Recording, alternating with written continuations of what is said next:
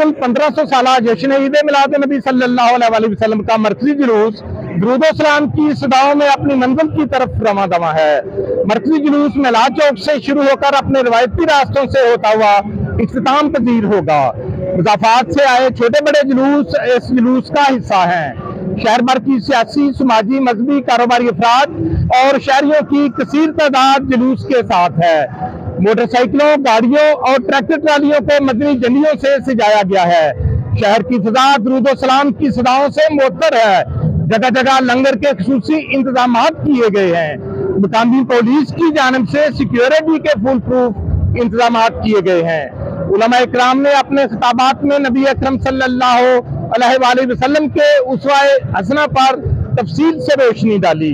इस मौका पर वतन अजीज की तरक्की, खुशहाली और सलाम तासरीन की बहाली के लिए खुसूसी दुआएं मांगी गईं।